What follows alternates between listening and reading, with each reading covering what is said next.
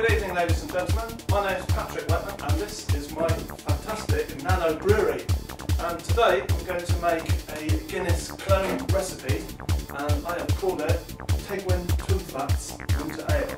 It has an original gravity of 1060 and will give approximately 6.1% alcohol. So that's quite a bit stronger than the Guinness that we buy in the shops in the UK at least. Just to talk a little bit about the machine itself, just this tank here alone, with a few ancillary bits and pieces, some stirring rods and some measuring dipsticks, is all we need to produce a quality all-grain type of beer. So this isn't a kit system, this uses like the proper original ingredients. If we look over here a minute, I'll show you what the ingredients look like. The first ingredient here, we've got a sack of 25 kilograms of malted barley, organic of course, and if you look at it and smell it, it's got the most gorgeous smell. It smells of malty, kind of cereally kind of smell, and this provides most of the minerals, the goodness, and of course the sugar for the yeast to feed on. Okay, moving on, the roasted barley. Now this is obviously darker and it gives the black colour to the Guinness and a burnt kind of flavour. So this is very important. Not quite so much needed, fortunately. And here we are, another vital ingredient, flaked barley. And this gives the thick, creamy, characteristic head of Guinness. And last but not least, the hops. This goes into the brew later on in the process. And we use a variety called Target, which has a very high alpha acid content of 12.5%, and we're going to use 200 grams in the process, double the amount. And I like my beer nice and bitter, so yes, we want plenty of hops to give it a tangy kind of flavour. Just a quick note about the cost of producing this batch of beer, for which I'll consult my recipe crib sheet here. The malted barley here, 25 kilograms of that is £36. The flake barley, £14.28. Roasted barley, £6.30. The target hops, £6.40, and the yeast for £1.92. Grand total is £72.48, including VAT, and that will produce 140 litres of potent, highly toxic Guinness. There we go, there's the sleep. Look at that. Fine. Yeah.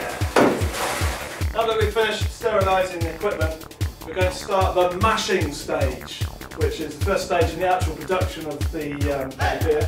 And it involves putting in a certain quantity of water, heating it up to exactly 74 degrees centigrade, adding the ingredients which we just looked at there except for the hops, and then holding it at 66 degrees exactly for a whole 90 minutes. This is really important. If we were to over-egg the temperature, then we'd get the wrong type of sugar and the wrong type of environment for the yeast to produce good quality beer.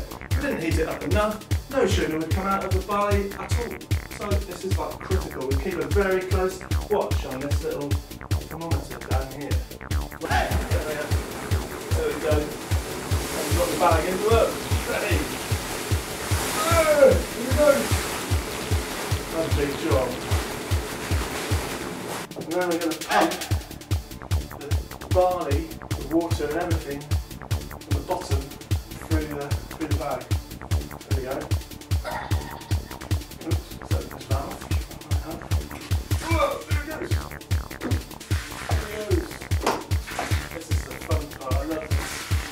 And the aromas, the smell. That's gorgeous. And the actual stuff I'm pumping now is really quite dark. It's taking on colour of Guinness at least. Obviously there's no alcohol in it here. This little device here is an inline heater, quite hot. It's supplying hot water into the barley there. And it basically rinses it. It rinses out all the goodness, all the sugars, the nutrients.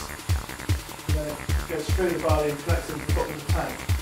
I don't want it to go up above this level because that's where the bottom of the bag is.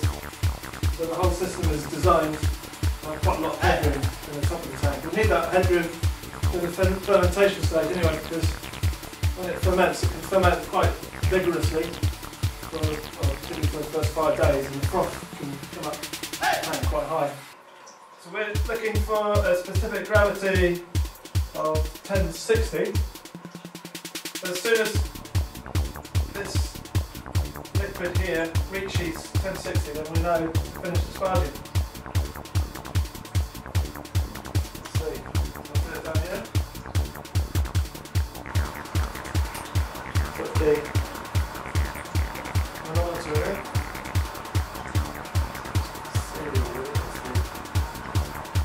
Okay, reading it off, I would say that was 1084, so still quite a way to go.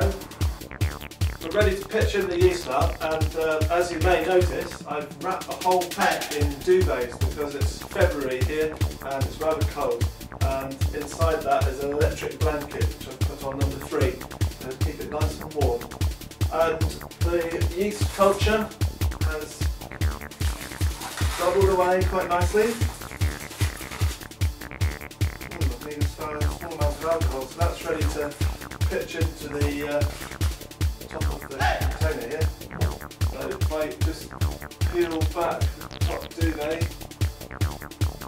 gently, stir it on, push the lid off a little bit. Yeah, it's still nice and warm in there, and feel the heat coming off there. And just chuck it in. Here we go. Cool. We're just going to fill this up. Put it in a warm place for the secondary fermentation to take place. And then after that you get settlement of all the spent yeast. Settles to the bottom and you end up with a nice clear brew, which is then ready to put into a cake for gasification with carbon dioxide.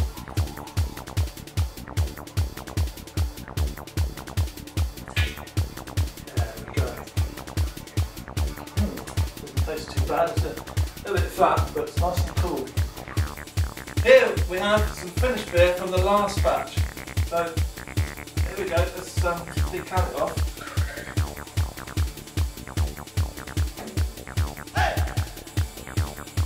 Lovely jubbly, look at that. Perfect pint. Well, half pint actually. So we'll leave it there.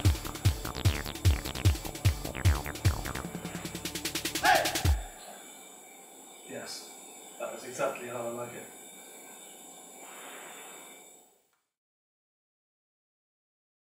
And for the next instalment of the Nanobrewery series, we're going to make carrot carver.